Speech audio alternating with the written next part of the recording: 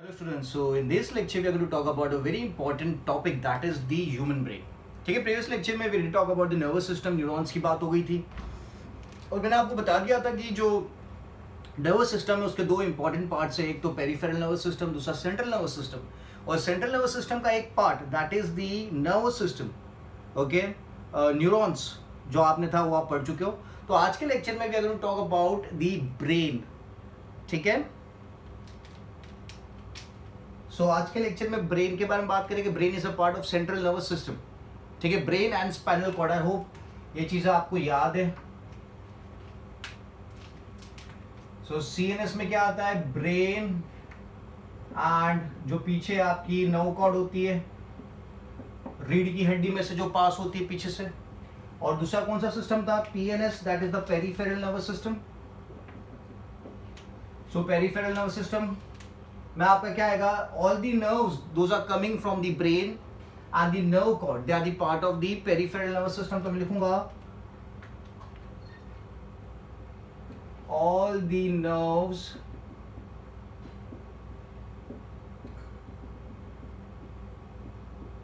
Coming out of brain and nerve cord.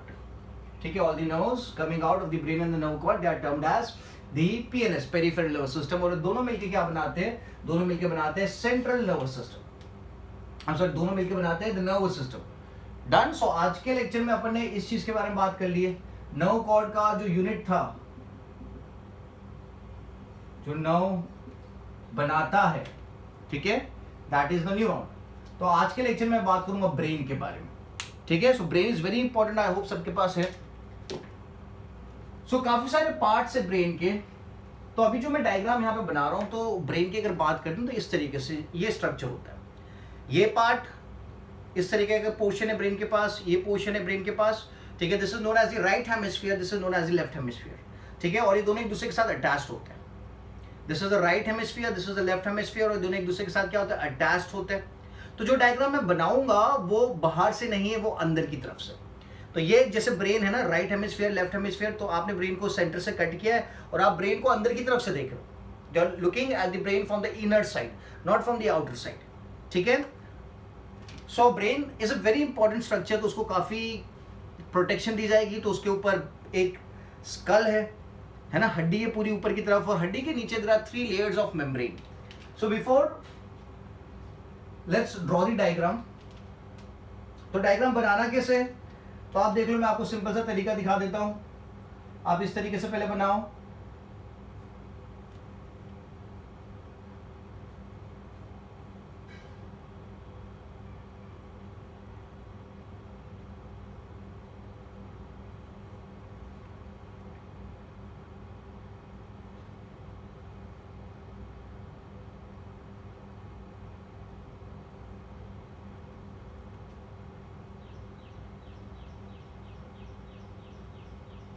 ठीक है, काफी सिंपल है। और फिर जो मेजर पोर्शन है ब्रेन का,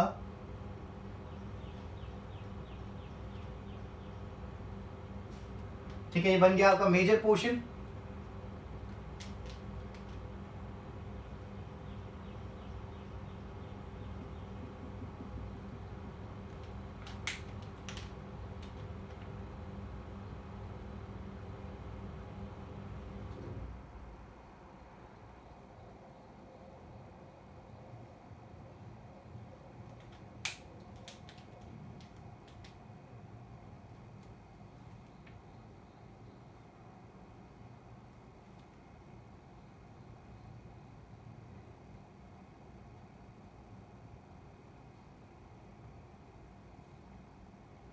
ये जो मैं बना रहा हूं, this is known as the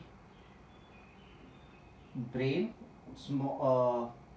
we term it as the cerebellum। इसे सेरिबेलम कहा जाता है।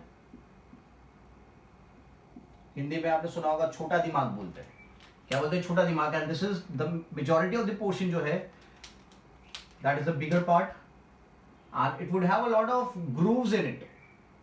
काफी सारे ग्रूव्स होते हैं इसके अंदर, सो दैट फोल्ड्स आप बोल सकते हो, there are too many folds present in this portion, and the reason it is highly folded is it can accommodate majority of the neurons, क्योंकि neurons ब्रेन में भी है, न्यूरॉन्स नर्व्स में भी है, ब्रेन में भी है, ब्रेन का भी मेन पोर्शन बना रहे हैं, ठीक है। तो ये क्या हो गया, ये आपका ब्रेन हो गया। ये ब्रेन का मैं व्यू फिर से दिखा देता हूँ, आप ब्रेन को अंदर की तरफ से देख रहे हो, looking at the brain from the inner side, not from the outer side, ठीक है। Now what are the parts, तो आपको याद रखना है कि जो बड़ा पोर्शन है ब्रेन का, ये पूरा मेजॉरिटी ऑफ द पोर्शन है, this is termed as cerebrum. इसे क्या कहा जाता है, सेरिब्रम कहा जाता है। और ये जो छोटा वाला पोर्शन है ब्रेन का, इसे कहा जाता है सेरिबेलम। क्या कहा जाता है, सेरिबेलम, ठीक है। तो काफी सारे लोग कंफ्यूज होते हैं कि सेरिब्रम पार्ट कौन सा, सेरिबेलम पार्ट कौन सा। तो मैं आपको एक अच्छी से आइडिया देता हूं कि जिसका स्पेलिंग बड़ा है वो ब्रेन का छोटा वाला पार्ट है, और जिसका स्पेलिंग छोटा है वो ब्रेन का बड़ा वाला पार्ट है, ठीक है, जैसा आपको यहां पे दिख रहा है। So the majority of the portion is occupied by cerebrum and the small portion is occupied by the छोटा दिमाग, जिसे क्या कहा जाता है, सेरिबेलम, ठीक है। आपने देखा होगा यहाँ पे जो पोजीशन है इसकी, यहाँ पे पीछे की तरफ आएगी सेरिबेलम की। और क्या क्या चीजें हैं, और जो चीजें हैं, ये पोर्शन जो मैंने यहाँ पे दिखा रखा है, this is a very important gland which is known as the pituitary gland. इसे क्या कहा जाता है, पिट्यूटरी ग्लैंड कहा जाता है। आपने सुना होगा इसके बारे में, it is also termed as the master gland,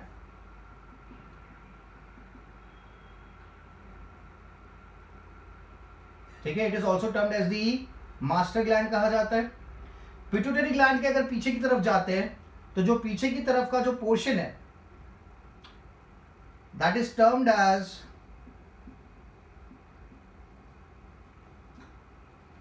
hypothalamus.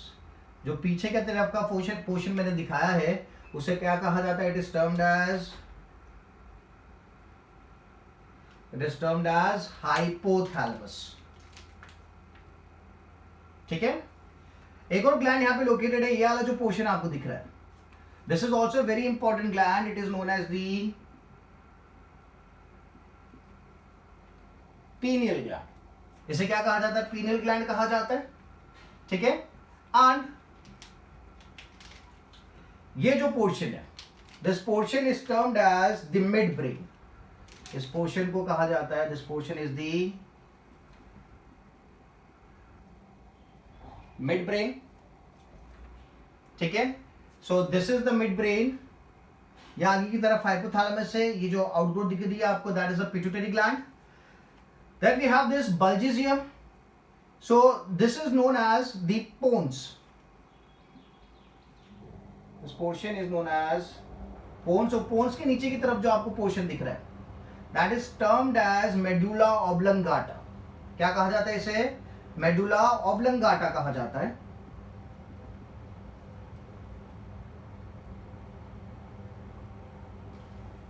This is medulla oblongata. और फिर जो पोर्शन है पूरा, that is the nerve cord, that is the nerve cord. मतलब ब्रेन का जो एक्सटेंशन है ना। नर्व कॉर्ड भी क्या है, nerve cord is also the part of the brain, क्योंकि नर्व कॉर्ड भी न्यूरॉन से बनी हुई है और जो ब्रेन है वो भी न्यूरॉन से बना हुआ है, ठीक है। So pons, medulla oblongata and the cerebellum, अगर इन तीन चीजों को इंक्लूड करें, so they form the hind brain. क्या बनाते हैं ये तीन मिलके, ये बनाते हैं हाइंड ब्रेन। मैंने सेरिबेलम की पोजीशन आपको दिखा दी है, पोन्स की पोजीशन आपको दिखा दी, मेडुला ऑब्लंगाटा की पोजीशन दिखा दी, ये आपका हो गया नर्व कॉर्ड, ठीक है। This is pituitary gland, this is hypothalamus, this is the midbrain, okay, and this bigger portion is the cerebrum, ठीक है। This is also considered as the fore brain.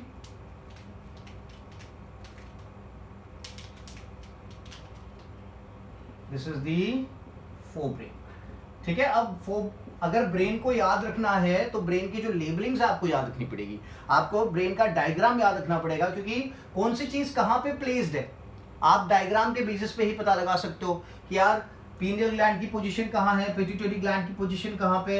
अगर ब्रेन इस तरीके से मैं दिखा दूं, ये ब्रेन है, तो पीनियल ग्लैंड जो होगा, पिट्यूटरी ग्लैंड जो होगा वो आगे की तरफ आएगा, पीनियल ग्लैंड यहाँ पीछे की तरफ आएगा, क्योंकि पीनियल ग्लैंड का पोजीशन यहाँ दिखा रखा है, सेरिबेलम का पोजीशन यहाँ दिखा रखा है, ठीक है। तो ये पॉइंट्स काफी इंपॉर्टेंट रहेंगे इस टॉपिक को अच्छे से समझने के लिए, ठीक है। सो पोन्स है, पोन्स के बाद मेडुला ऑब्लिंगाटा है। So this is the diagram of the brain. अभी मैंने बोला है ब्रेन काफी इंपॉर्टेंट स्ट्रक्चर है, तो ब्रेन को प्रोटेक्शन दी जाती है, तो ब्रेन को कवर किया जाता है, पूरा ब्रेन जो है it is covered by 3 layers. मैं पूरे ब्रेन पे नहीं दिखाऊंगा, मैं खाली यहां दिखाता हूं, पर पूरा ब्रेन कवर्ड होता है, 3 लेयर होते हैं। मैंने ब्लैक से दिखाया, रेड से दिखाया और अभी ब्लू से दिखा रहा हूं। There are 3 layers of membrane. ये जो 3 लेयर्स ऑफ मेम्ब्रेन है, they are termed as meninges. क्या कहा जाता है इन्हें? Okay, let me cover it. These are termed as the meninges. So we have black, then we have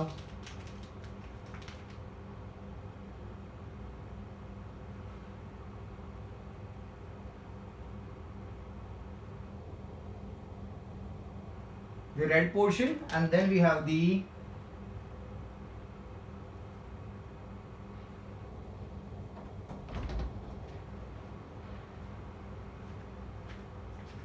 blue portion. So 3 layers हो गए। तो जो 3 लेयर्स है, this are actually the membranes, ठीक है।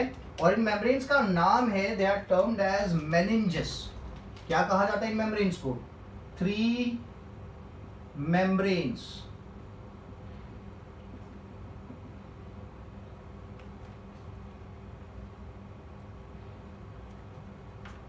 Three membranes are present। और नाम क्या है मेम्ब्रेन्स का? The membranes are termed as meninges. They are termed as meninges, ठीक है। काफी बार आपने एक डिसीज का नाम सुना होगा, मेनिंजाइटिस, ठीक है। तो जब ये जो मेम्ब्रेन है, 3 मेम्ब्रेन में इन्फ्लेमेशन होता है, ठीक है, so that disease is termed as meningitis, ठीक है। So the 3 membranes which cover the brain are termed as meninges, ठीक है। And if there is inflammation, we term it as meningitis. Apart from this membrane, यहाँ पे एक fluid भी भरा होता है। There is the presence of the fluid, ठीक है, जो क्या करेगा? शॉक एब्जॉर्प्शन का काम करेगा। जो काम क्या करेगा? शॉक एब्जॉर्प्शन का काम करेगा। तो फ्लूइड भी भरा हुआ है, और ये फ्लूइड प्रेजेंट होता है नर्व कॉर्ड के सराउंडिंग में भी प्रेजेंट होता है, ब्रेन के सराउंडिंग में भी प्रेजेंट होता है, और इस फ्लूइड का नाम है सेरिब्रोस्पाइनल फ्लूइड। क्या नाम है फ्लूइड का? It is termed as cerebro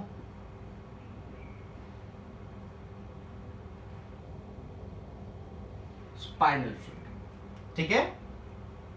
तो आपको याद रखना है, सेरिब्रोस्पाइनल फ्लूइड ब्रेन के सराउंडिंग में भी है, नर्व कॉर्ड के सराउंडिंग में भी, और काम क्या कर रहा है? प्रोटेक्शन। मेम्ब्रेन भी प्रोटेक्शन दे रही है, फ्लूइड भी प्रोटेक्शन दे रहा है, और एक और चीज है, that is the bone, the skull. Skull भी क्या करेगा? प्रोटेक्शन देगा, ठीक है। तो ये जो फ्लूइड है, ये फ्लूइड का मेन पर्पस क्या है? It works as a shock absorber, ठीक है। अगर किसी ने आपको हिट किया जोर से, तो क्या होगा? ये जो फ्लूइड है, शॉक को एब्जॉर्ब करने का काम करेगा, सो दैट ब्रेन के ऊपर डैमेज ना है, ठीक है। और ऊपर की तरफ मैं एक और पोर्शन अब दिखा देता हूं। ये क्या होगा? This is going to be the skull, the bone, ठीक है। अभी इतना यहां पे एक्सटेंड नहीं करता हूं मैं, आप समझ जाओ। सो this is the bone portion, the skull. तो आप देख लो कितने सारे लेयर्स हो गए प्रोटेक्शन के लिए। ये आ गया स्कल। तो फर्स्ट अगर आप बाहर से देखोगे तो क्या है? स्कल अवेलेबल है, ठीक है। स्कल के बाद क्या प्रेजेंट है? मेम्ब्रेन्स प्रेजेंट है, और मेम्ब्रेन्स के साथ क्या प्रेजेंट है? फ्लूइड प्रेजेंट है, और फिर जाके आपको ब्रेन देखने को मिलेगा। डन? अच्छा, अभी मैंने बोला था कि ब्रेन के 2 पार्ट्स हैं, right hemisphere and the left hemisphere, और द राइट लोब और द लेफ्ट लोब। तो ये दोनों एक दूसरे के साथ कनेक्टेड है। तो जो कनेक्शन है दोनों ब्रेन के बीच में, यहाँ पे कोई कनेक्शन होना चाहिए ना, जिसकी वजह से दोनों अटैच रहेंगे। So that is known as corpus callosum. That attachment is known as corpus callosum.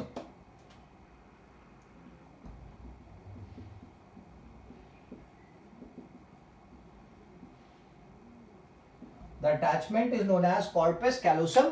ये क्या करेगा? दोनों लोब्स को एक दूसरे के साथ कनेक्ट रखेगा। It keeps a connection between the lobes, that is corpus callosum, ठीक है। Done? So this is the diagram we need to know. अच्छा, अभी यहां पे एक और चीज आपको याद रखनी है। पोन्स है, मेडुला ऑब्लंगाटा है एंड सेरिबेलम है। ये तीनों मिलके क्या बनाते हैं? तीनों बनाते हैं हाइंड ब्रेन। ये तीनों मिलके बनाते हैं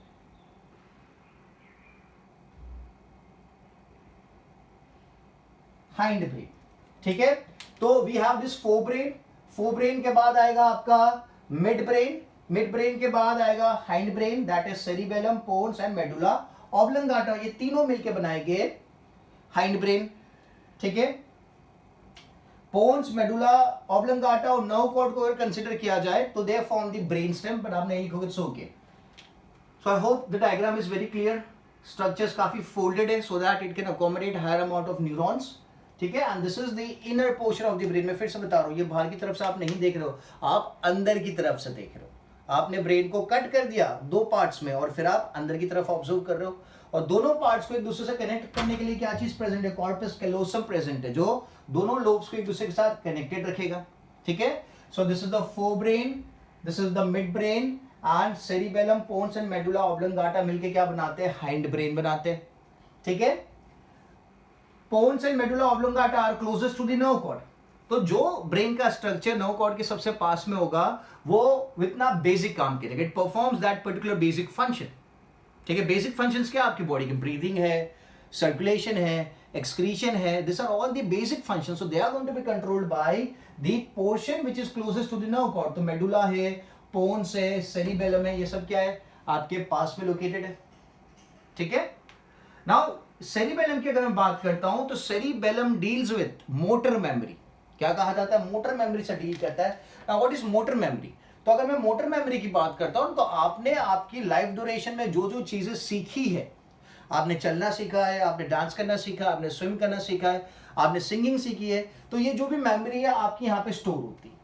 तो अगर आपका सेरिबेलम डैमेज हो जाता है ना, डैमेज हो सकता है अगर आप हेलमेट नहीं पहन रहे हो।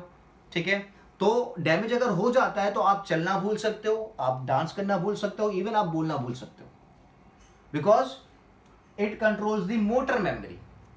ठीक है, तो अपन अब इसके बारे में डिटेल्स लिखते हैं। So I hope the diagram is clear. So let's put down the details. So human brain is the main coordinating centre of the body.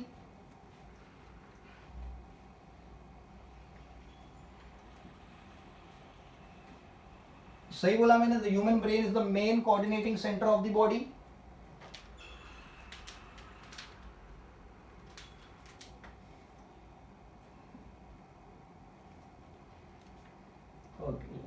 Human brain. So general बातें मैं लिख रहा हूं तो मेन कोऑर्डिनेटिंग सेंटर हो गया body का, main coordinating centre. ठीक है, आप जो भी चीजें करते हो that is all because of the brain. आप कुछ सोचते हो then only you are able to do it, automatically चीजें नहीं होती ना। सो इसलिए it is the main coordinating centre. आपकी बॉडी आपके ब्रेन के साथ कोऑर्डिनेट करके काम करती है। फिर दूसरा पॉइंट क्या लिख सकते हैं? It helps the organism to think and take decision. ठीक है, helps to think and take decision, helps to think and take decision। Clear है? और क्या करता है brain?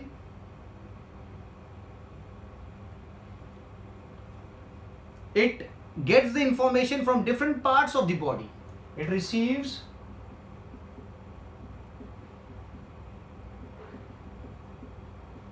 information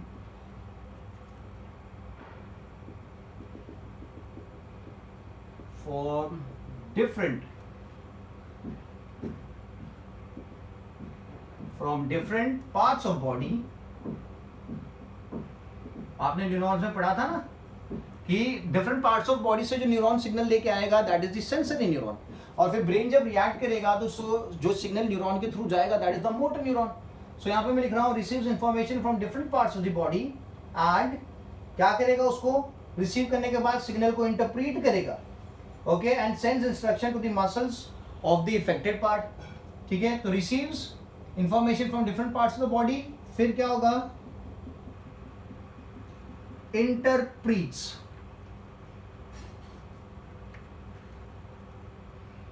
interprets signal and sends it back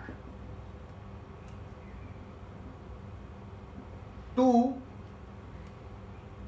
effector organ, जहां पे requirement है वहां पे भेज देगा, ठीक है। तो ये बेसिक बातें हो गई ब्रेन के बारे में कि यार आपका पूरा कंट्रोल एंड कोऑर्डिनेशन कर रहा है, आपको it helps you to think and take decisions, ठीक है। it receives information from different parts of the body, और फिर क्या करेगा, उन information को interpret करेगा, interprets the information of the signals and sends back to the effector organ, ठीक है। clear है। so जैसे मैंने बताया there are three main regions of the brain, so we have three main region, ठीक है। सो कौन से थ्री मेन रीजन्स हैं, तो वो तीन मेन रीजन्स को अपन आज पढ़ लेते हैं।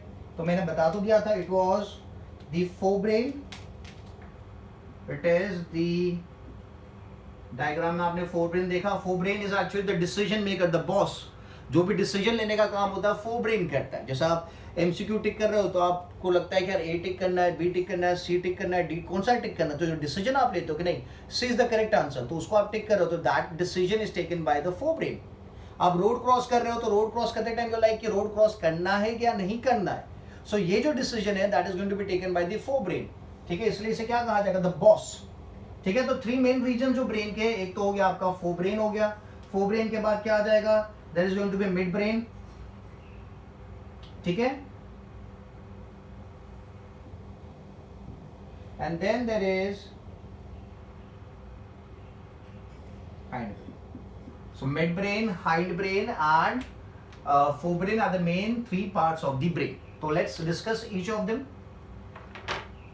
So forebrain की बात करते हैं तो forebrain में आपने देखा सबसे जो पोर्शन था that is cerebrum.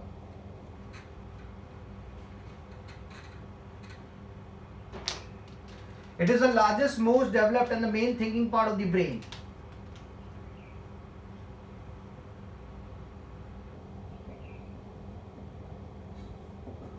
ठीक है, तो क्या लिखेंगे, largest, most developed,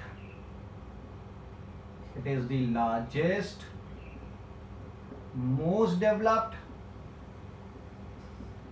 and thinking part, main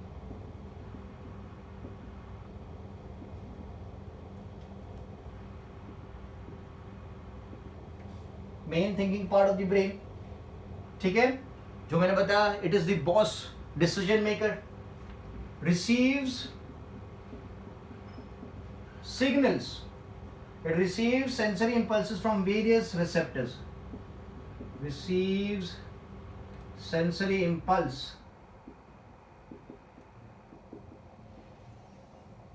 from various receptors,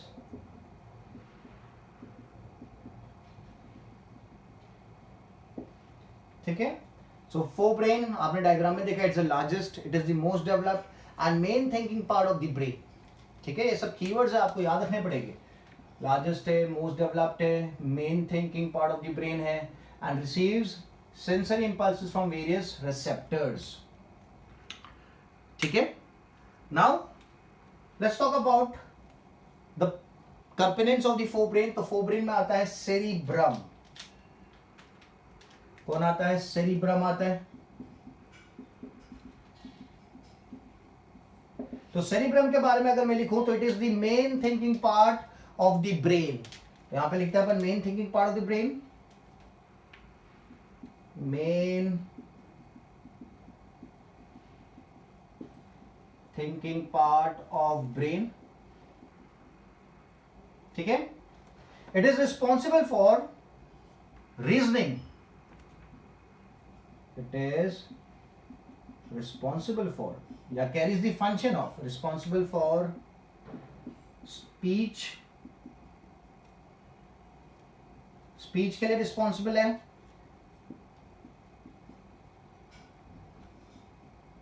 reasoning के लिए रिस्पॉन्सिबल है, इंटेलिजेंस के लिए रिस्पॉन्सिबल है,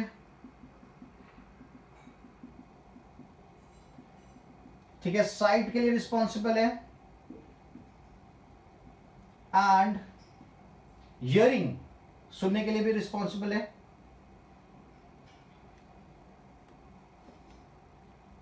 एंड यूजेज ऑफ इंफॉर्मेशन। जो नॉलेज आपके पास है उसका एप्लीकेशन कैसे करना है, जैसे मैंने आपको बताया आप एमसीक्यू टिक कर रहे हो तो आपको पता होना चाहिए ना कि आपने याद करा होगा तो ही आप टिक कर पाओगे। तो इसलिए मैं क्या लिख रहा हूं, यूजेज ऑफ इंफॉर्मेशन। जो नॉलेज आपके पास है, जो इंफॉर्मेशन आपके पास है, उसको किस तरीके से यूज करना है, that is going to be done by the cerebrum. ठीक है, तो क्या क्या कर रहे हैं, तो स्पीच में हेल्प कर रहा है, रीजनिंग में हेल्प कर रहा है, इंटेलिजेंस में हेल्प कर रहा है, sight, hearing and uses of information में काफी इंपॉर्टेंट रोल प्ले कर रहा है। ठीक है, अब सेरिब्रम के अंदर भी there are separate portions available.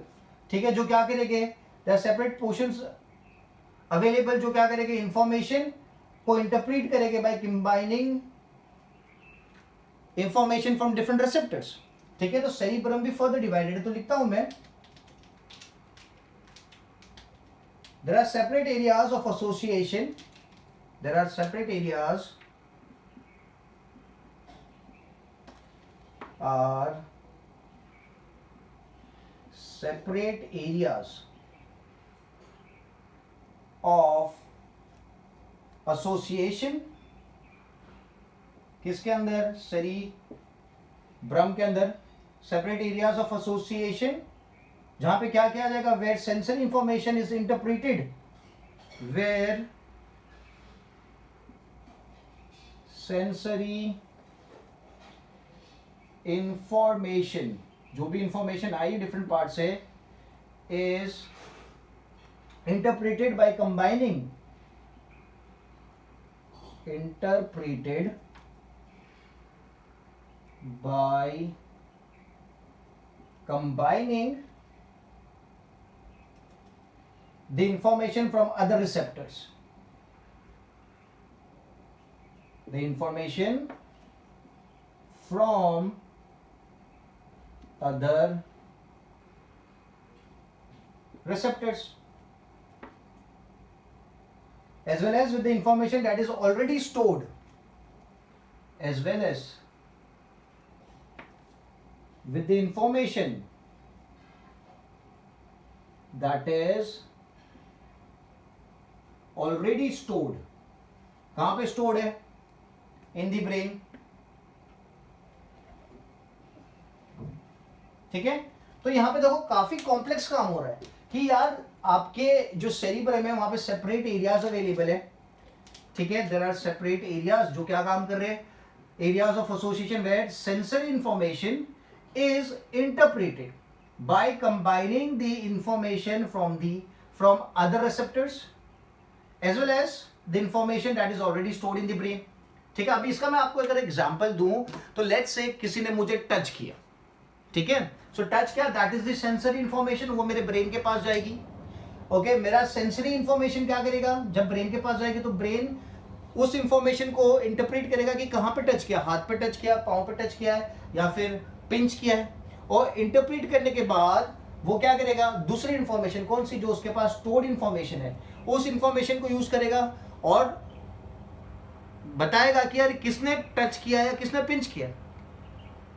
जो भी XYZ बंदा है जिसको मैं जानता हूं पहले से, तो उसका नाम मेरे दिमाग में आ जाएगा कि यार इसने टच किया, इसने पिंच किया।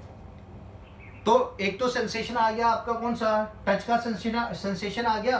ठीक है, फिर आप क्या करोगे, combining the information from other receptors, तो आपकी आइज के थ्रू आपने देखा उस चीज, उस बंदे को, तो उसका नाम आपके फिर दिमाग में आएगा। तो नाम दिमाग में आ रहा मतलब as well as the information that is already stored in the brain. तो ये तीनों चीजें मिलकर मुझे हेल्प करेगी कि यार ये बंदा कौन था, किसने मुझे पिंच किया है, और इसकी तरफ रिएक्ट किस तरीके से करना है, कि उसको फिर से पिंच बैक करना है, या उसको पंच करना है, या उसको कुछ बोल के भगा देना है आपको। ठीक है, सो ये जो कॉम्प्लेक्स एक्टिविटी है ये कहाँ पे हो रही है, सेरिब्रम के अंदर जो डिफरेंट एसोसिएशन एरियाज है वहां पे हो रही है। तो कौन से एसोसिएशन एरियाज है सेरिब्रम के अंदर, सॉरी सेरिब्रम के अंदर, देख लेते हैं।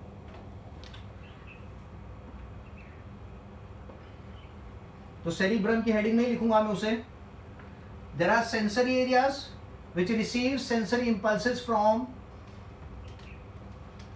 ओके सेरिब्रम के अंदर क्या है, सेंसरी एरिया है, एरियाज ऑफ एसोसिएशन जिसे कहा जाएगा। ठीक है, तो it receives sensory impulses from, it receives sensory impulses from various receptors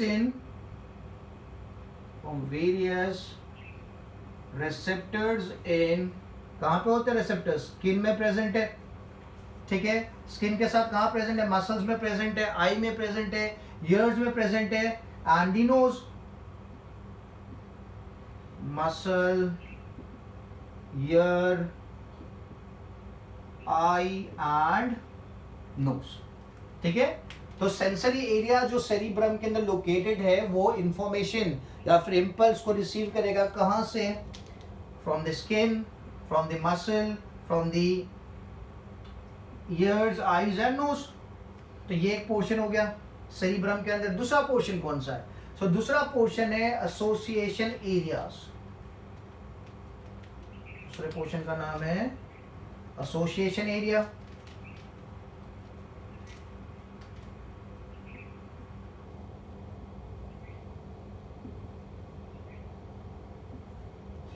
ठीक है, सो एसोसिएशन एरिया की अगर मैं बात करता हूं तो it interprets the sensory impulses. Interpret करना मतलब उस चीज को डिकोड करना, उस चीज को समझना। इंफॉर्मेशन आ तो गई पर उस इंफॉर्मेशन को समझने का मतलब है इंटरप्रेट करना।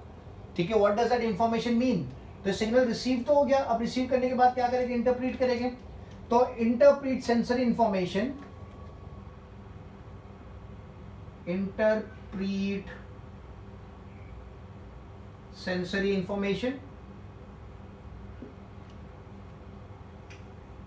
information, by relating it to previous experiences, by relating it to previous experience.